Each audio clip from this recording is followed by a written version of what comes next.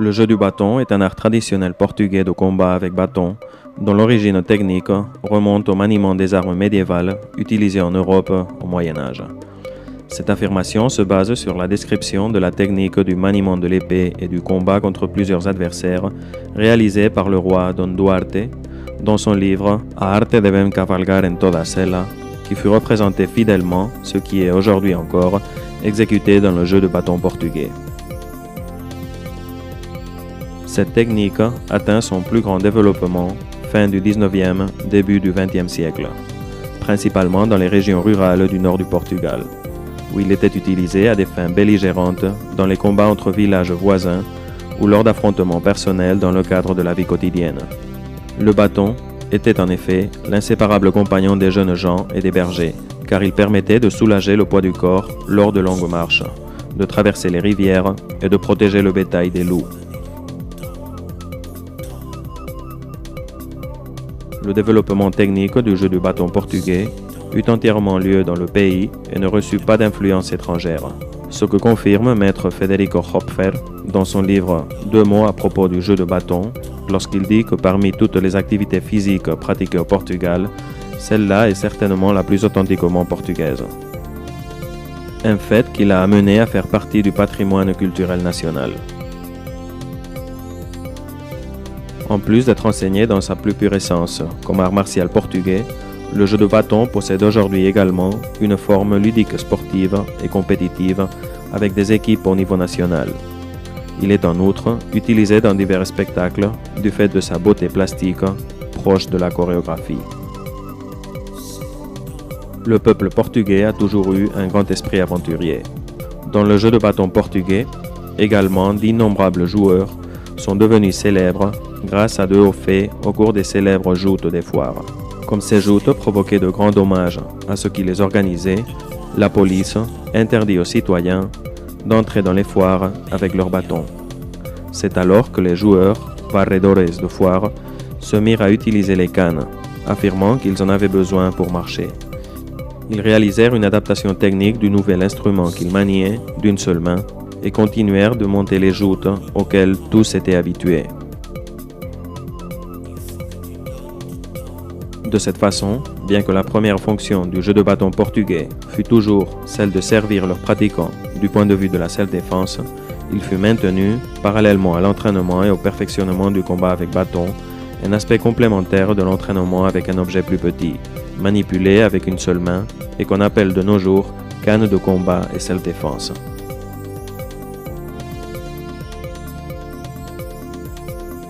Le jeu de bâton portugais est une activité psychosportive qui appartient à la classe des sports individuels et parmi ceux-ci au sport de combat. Étant donné les innombrables barrières géographiques et culturelles, diverses formes de combat avec bâton se sont développées dans le monde. Au championnat mondial réalisé en France et auquel participa un éventail de différentes techniques de combat avec bâton, entre autres les techniques orientales bien connues, le jeu de bâton portugais fut consacré champion du monde invaincu. Dans le jeu de bâton, une des extrémités du bâton est utilisée pour la saisie, à une ou deux mains, tandis que l'autre est utilisée pour exécuter tant les défenses que les attaques, ce qui permet de profiter de toute la longueur et portée du bâton. Dans ce style, existe l'aspect du combat contre un adversaire ou du combat contre plusieurs adversaires, en infériorité numérique.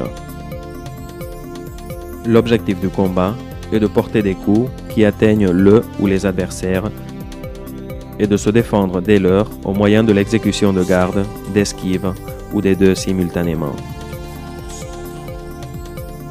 Dans le bâton contre plusieurs adversaires, le pratiquant du jeu de bâton portugais essaie d'attaquer continuellement, en déplacement permanent, de manière à attaquer les adversaires tout en se défendant simultanément des coups assénés par ceux-ci.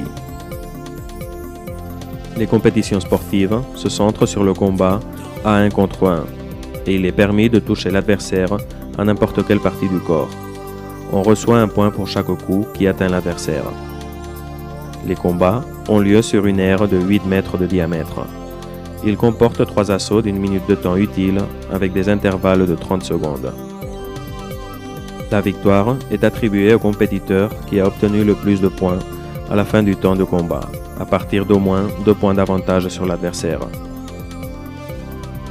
Le combat est dirigé par un juge-arbitre, 4 juges de ponctuation et un juge de zone, responsable d'indiquer si l'un des compétiteurs sort de la zone de combat. La technique du jeu de bâton portugais se caractérise fondamentalement par l'exécution d'attaques utilisant la rotation du bâton, exécutée en un seul temps et à grande vitesse, de défense où l'on secoue l'attaque de l'adversaire et d'une technique de déplacement complexe et exigeante. Dans les attaques en rotation qui sont réalisées dans le jeu de bâton portugais, les coups dans lesquels le bâton décrit une trajectoire descendante sont appelés attaques en biais. Les coups dans lesquels le bâton décrit une trajectoire ascendante sont appelés attaques dressées. Et enfin, ceux dans lesquels le bâton décrit une trajectoire horizontale, parallèle au sol, sont appelés attaques rondes. Toutes ces attaques, qui englobent la rotation du bâton, peuvent être exécutées à gauche ou à droite de l'attaquant, ainsi qu'à différentes hauteurs, afin d'atteindre l'adversaire à la tête, au cou, au côté ou aux membres supérieurs ou inférieurs. Exceptionnellement, nous réalisons aussi des attaques dites pointées où le bâton est dirigé directement sur l'adversaire, sans rotation, avec la partie antérieure du bâton, afin de l'atteindre à la poitrine ou à la joue. Les défenses de base du jeu de bâton portugais ont pour caractéristique d'essayer de contrer activement les coups de l'adversaire en les secouant, au lieu de se contenter de le freiner, ce qui permet de faire perdre le contrôle de son bâton à l'adversaire et d'appliquer une attaque sans que ce dernier ne parvienne à se défendre. Dans la technique avancée, nous recourons à d'autres solutions telles que les gardes souples, où nous tirons parti de la force de l'attaque de l'adversaire dans notre contre-attaque. Les gardes avancés, où le défenseur s'approche de l'adversaire en entrant en dessous du coup porté par celui-ci, et le coupe, où l'on contre-attaque au moyen d'une esquive de son attaque. Dans le combat en infériorité numérique, où l'on a principalement recours aux attaques en biais, on apprend des comportements tactiques d'attaque continue avec déplacement permanent afin de maintenir les adversaires à distance. Les contenus de ce type de combat diffèrent suivant le contexte dans lequel ils ont lieu, nombre d'adversaires et angle de positionnement.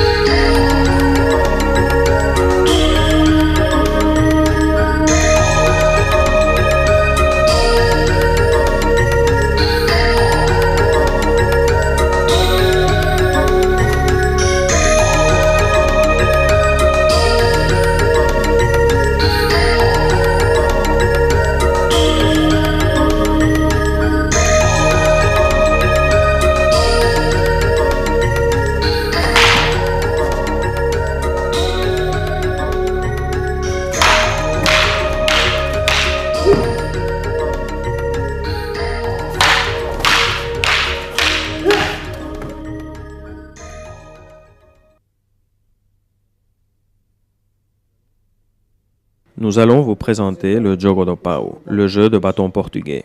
Le jeu de bâton portugais n'est pas à proprement parler un jeu comme l'indique son nom, c'est une technique de combat. En ce moment, on le considère comme le seul art martial portugais existant, ce qui reste du passé et qui vit encore. Le Jogo do Pau portugais a pour ancêtre la technique des armes médiévales qui existait au Portugal du XIe siècle jusqu'au milieu du XVe siècle. Toutes les techniques du Jogo do Pau portugais sont exactement les mêmes que celles utilisées par les chevaliers médiévaux avec toutes les armes. Par exemple, l'épée longue utilisée avec une main ou avec les deux. Dans le livre du roi Don Duarte, au XVe siècle, on explique le travail à une épée qui est réalisé avec une ou deux mains et utilise exactement les mêmes noms pour les attaques et les défenses, ainsi que les mêmes tactiques pour affronter un ou plusieurs adversaires que celles qui sont utilisées aujourd'hui dans le jeu de bâton portugais. Nous allons d'abord faire une introduction à la technique de base du jeu de bâton.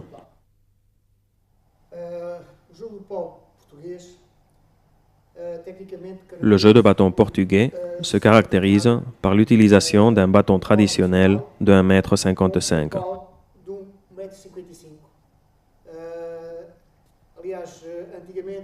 Anciennement, ce bâton pouvait avoir deux tailles, mais la taille officielle de la fédération, le bâton typique, le bâton d'entraînement est de 1,55 m. Le bâton caractéristique est plus gros à l'une de ses extrémités. Celle qui frappe est plus grosse, tandis que l'extrémité que l'on saisit est plus fine. Nous allons voir les détails et les caractéristiques techniques du jeu. Voici la garde d'attente. C'est la garde d'attente principale, la garde numéro 1, la plus utilisée au combat.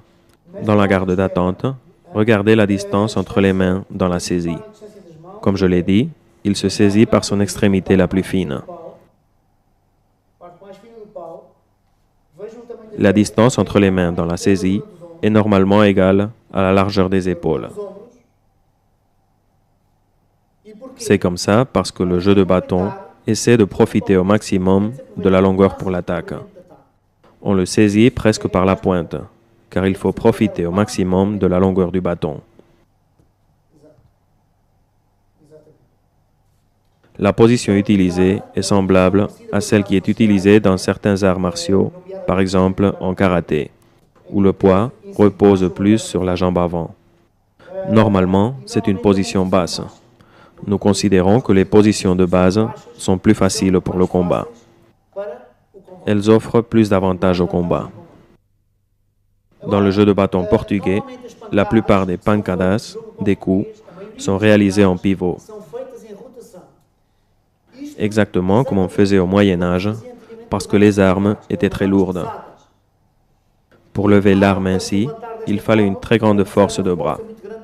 Pour éviter cela, et pour que l'attaque soit plus rapide, on utilise le pivot.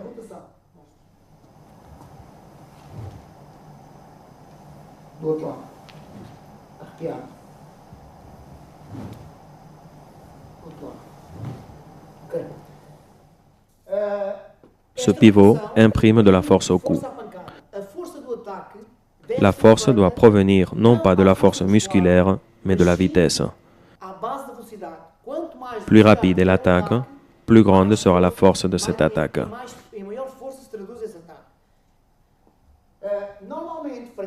Pour que cette attaque possède force et puissance, en plus de la vitesse, on utilise le travail du bassin. La force de l'attaque ne provient pas de la force musculaire, mais du travail du bassin.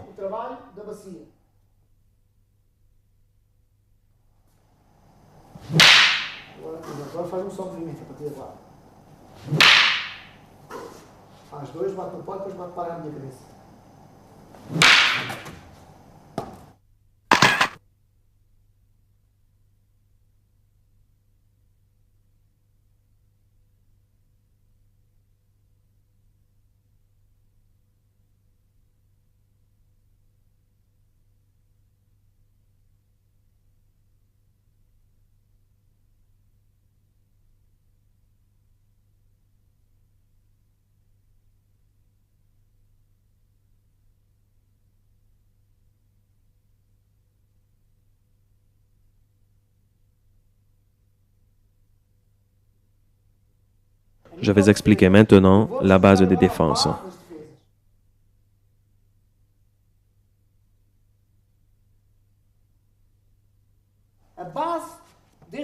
Contre cette attaque, la défense la plus sûre est la défense dite dure, où l'on secoue le bâton.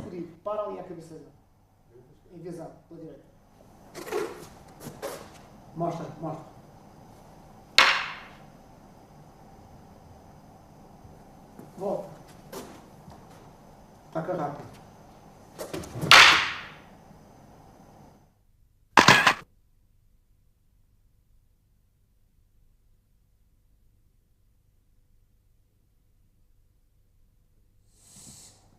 Ce type de défense va permettre également une contre-attaque rapide et efficace.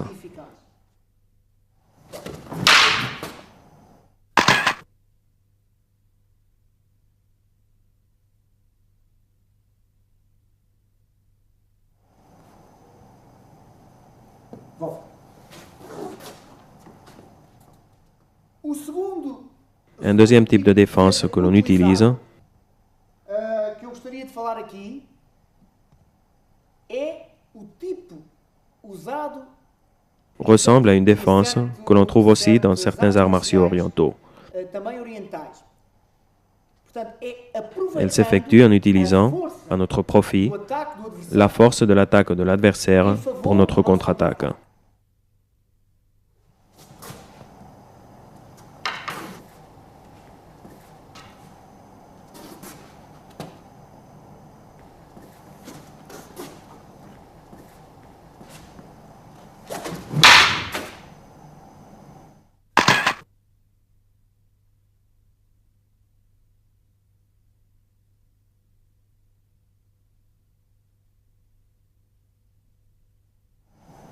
Volta.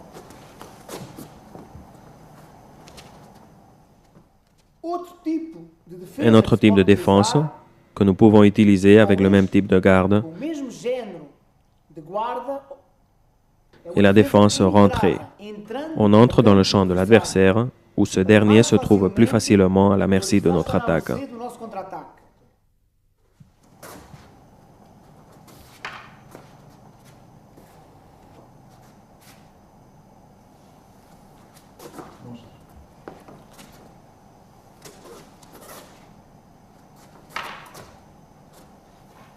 Estás gostando?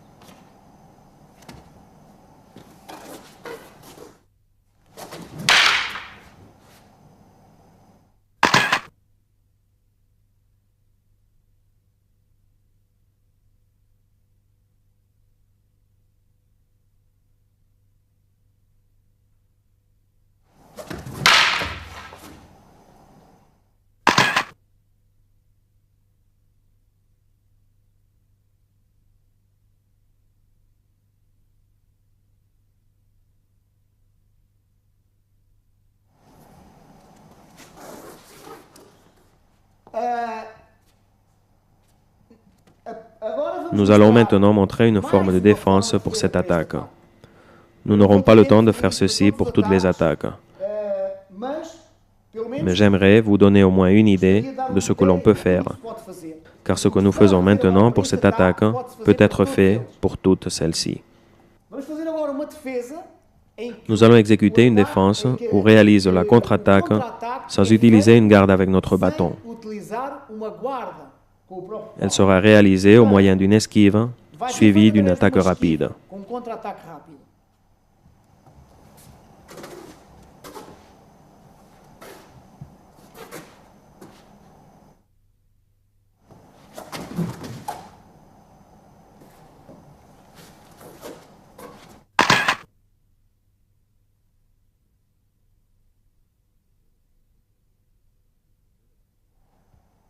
Le jeu de bâton portugais est en lui-même un combat en distance. Si nous rompons cette distance, nous passons à un combat au corps à corps. Et un joueur de bâton portugais n'y a aucun intérêt à s'approcher de cette manière de l'adversaire.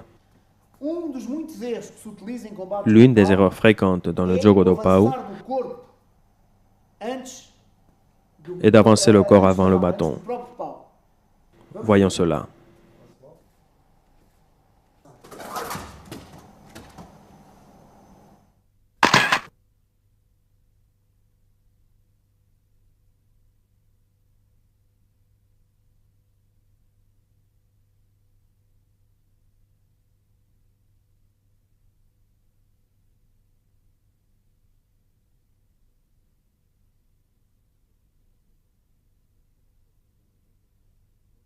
Nous allons maintenant montrer la progression jusqu'au combat réel, suivi du mouvement du combat réel. L'idée ici n'est pas celle de défense-attaque. Il s'agit d'essayer de contre-attaquer immédiatement après une défense.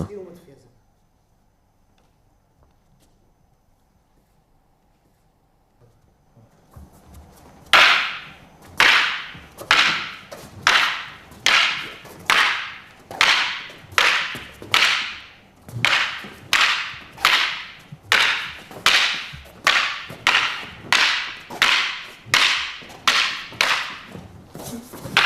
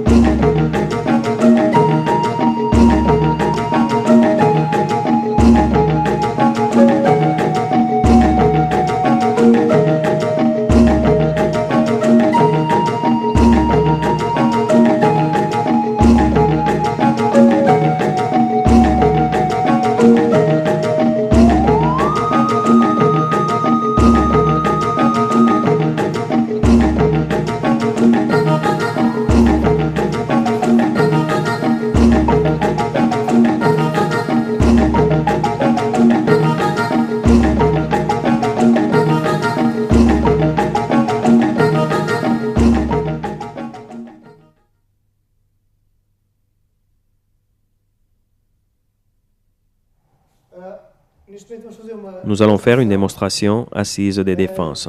das defesas sentado. Ceci est très important Porque isto mostra como parce que cela montre comment le Jogo do Pau parvient, sans déplacer le corps, à effectuer la défense au même endroit.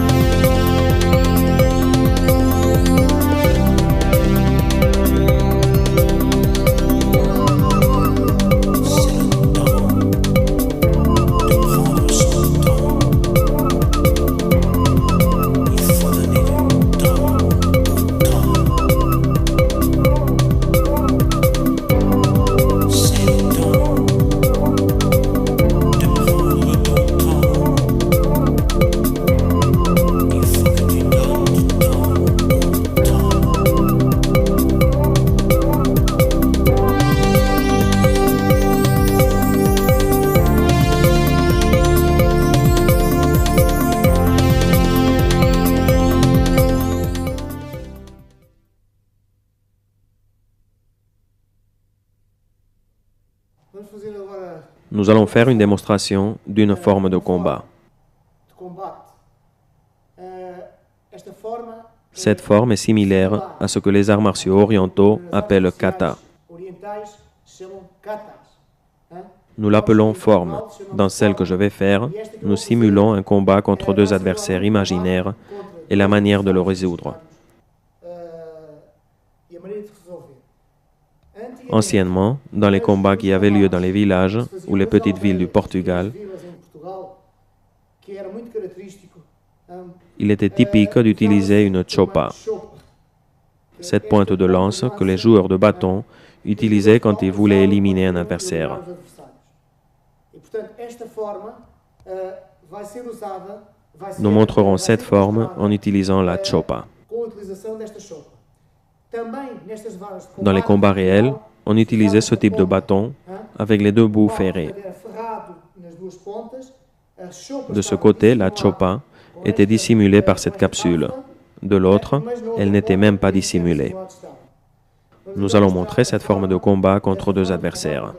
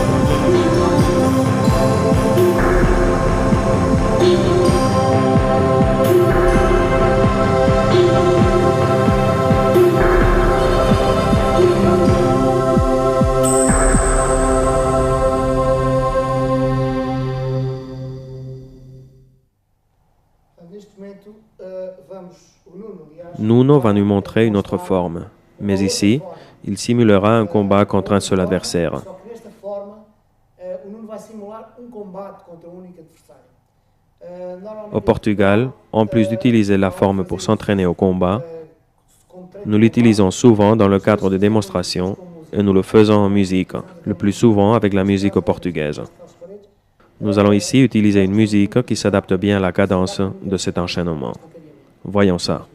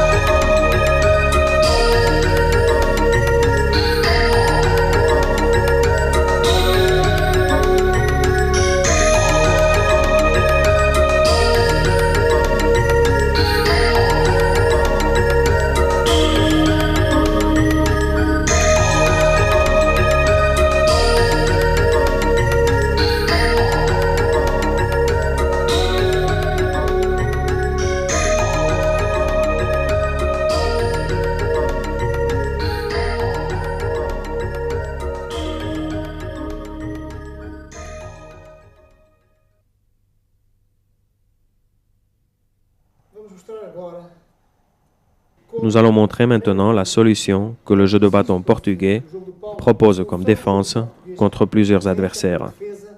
Ici, ils seront seulement deux. L'espace ne permet pas non plus beaucoup plus.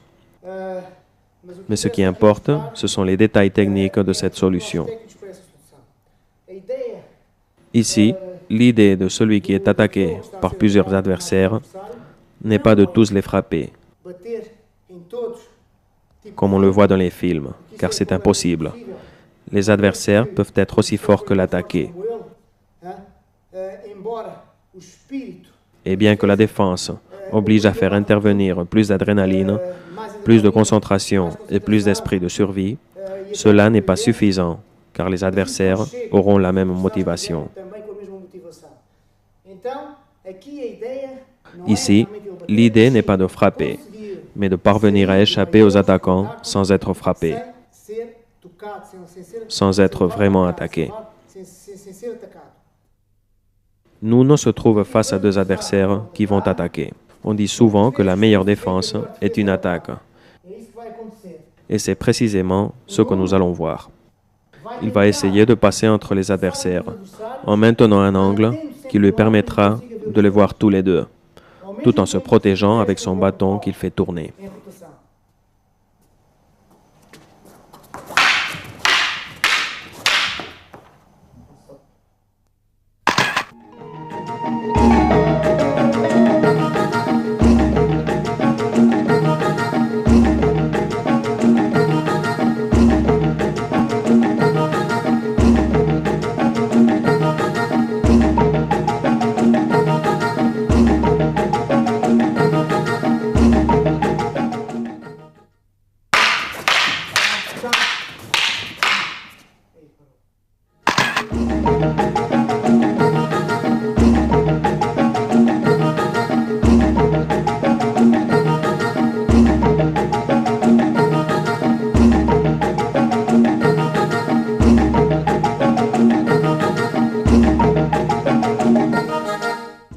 À partir d'ici,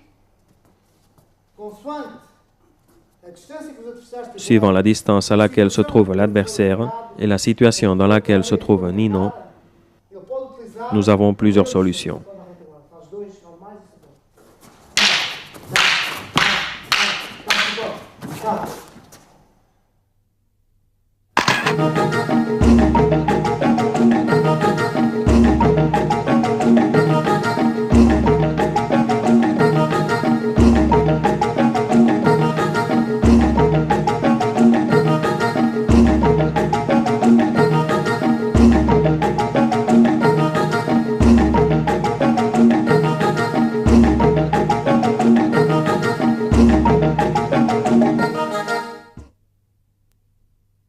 Il pourra également utiliser d'autres solutions.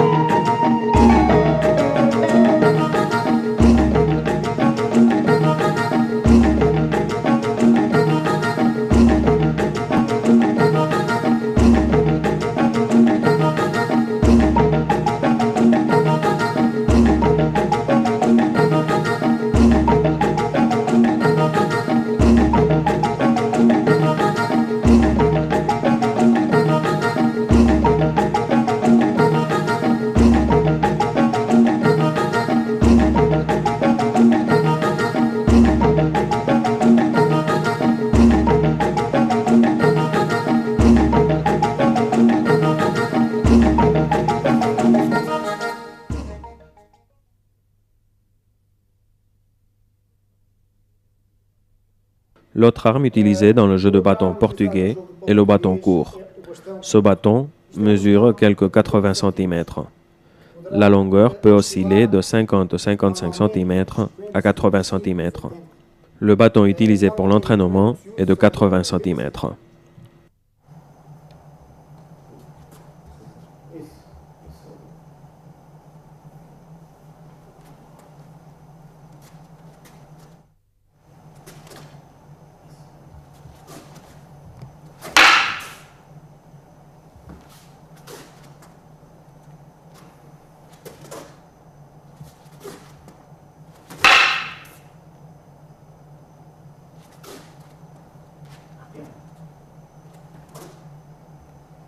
Lento, lento. O tom estás muito rápido. Isso é bastante.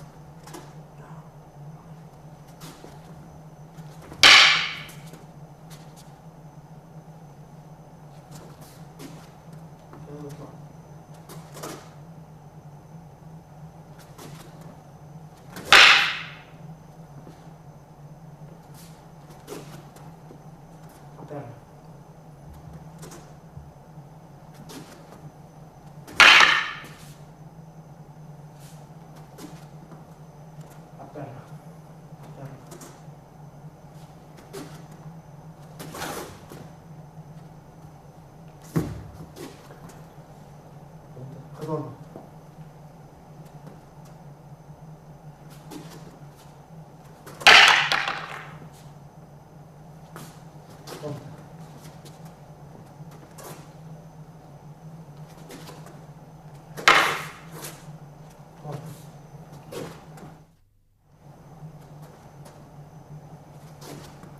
Entrando.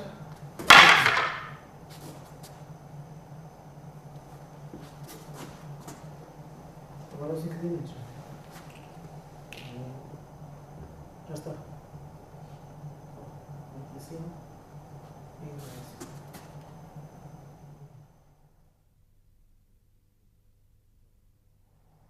Vamos fazer. Nous allons faire 3 enchaînements pour montrer la progression. Des enchaînements très simples, avec peu de coups et de défense. Pancadas e defesas. Nous allons montrer le premier.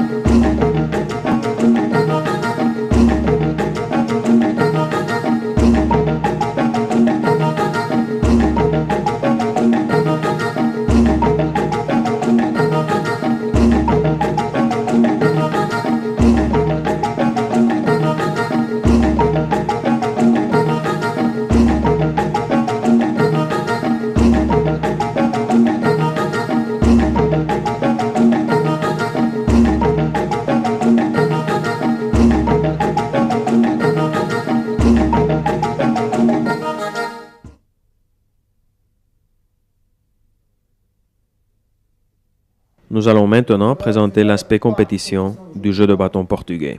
Comme vous pouvez imaginer, dans une compétition, il faut frapper.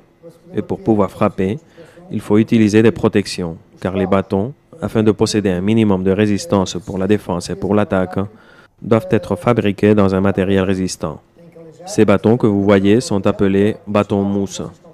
Ils sont fabriqués dans un matériel qui permet d'avoir un minimum de puissance dans les attaques et de s'approcher le plus possible du bâton réel. Il est logique qu'il fasse mal.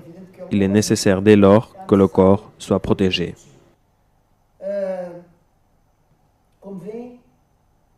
Comme vous voyez, il y a deux aspects. L'un est le corps, qui est protégé par ses protections, qui pèsent peu et ne donnent pas trop chaud. Le corps est entièrement protégé, car dans le jeu de bâton, on peut frapper partout. L'armure est faite de protections spécifiques pour le jeu de bâton portugais, avec des gants de hockey sur glace et une adaptation du casque d'escrime.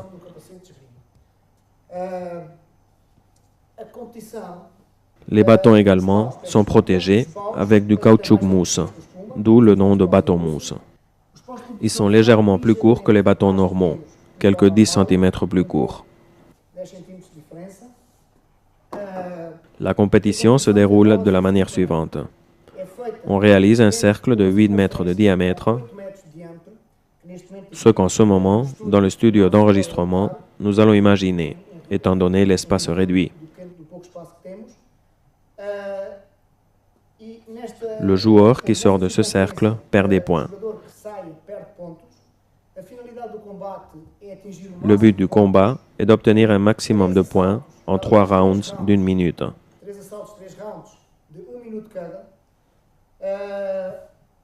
Au terme du 3e round, le joueur qui a un minimum de 2 points de plus que son adversaire gagne le combat. Il y a d'autres règles, mais ce n'est pas le lieu ni le moment de les présenter. Nous nous sommes donc limités à présenter ces règles de base. En ce qui concerne le bâton, il faut frapper avec les parties rouges. Si on frappe avec cette partie centrale, ça ne compte pas. Cela pour obliger à maintenir la distance. Guarda. Prontos. Já. Oh. Ponto para os jogadores da direita. Prontos. Já. Oh. Os lugares. Prontos. Já.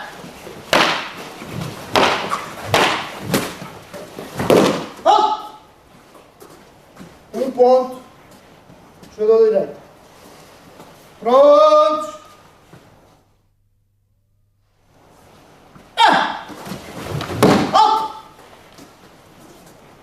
Ponto para o jogador direito.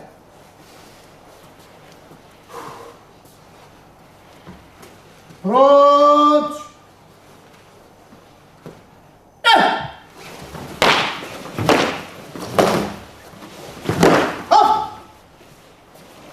Ponto, jogador esquerdo.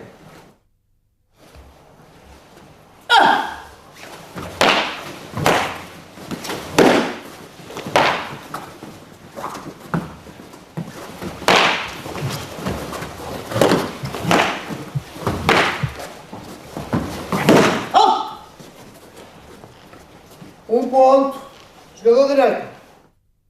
Prontos.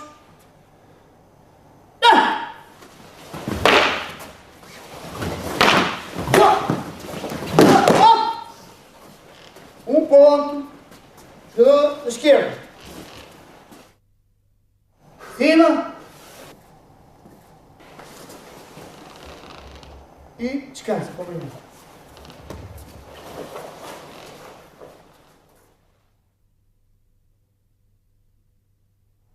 Nous avons terminé cette petite démonstration du jeu de bâton portugais. J'espère que cette première approche vous a plu. Je voudrais en profiter pour remercier Budo International de l'opportunité qu'il nous a donnée de venir montrer cette technique portugaise encore peu connue dans le monde.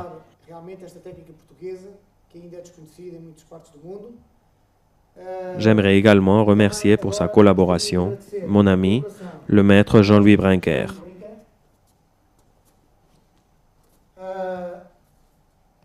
A colaboração do meu amigo e mestre Jean-Louis Brinquer, criador do BSD, Créateur du bâton de combat et self-défense, BSD, bâton de combat et self-défense, qu'il enseigne à Toulouse, en France, que ele pratica em Toulouse, où il est en outre le représentant du jeu de bâton portugais. jogo do pau português em França. É uma técnica gênia. Sa technique est une technique jumelle de la technique portugaise, car dans son bâton de combat et self-défense, il a inclus de nombreuses techniques du jeu de bâton portugais. J'aimerais dire à tous ceux que cela intéresse qu'ils sont invités au stage que nous organisons au Portugal et que nos compétitions leur sont également ouvertes, que nous sommes disposés à combattre contre n'importe quelle technique. J'aimerais également remercier tous ceux qui ont collaboré avec nous. À bientôt. Merci.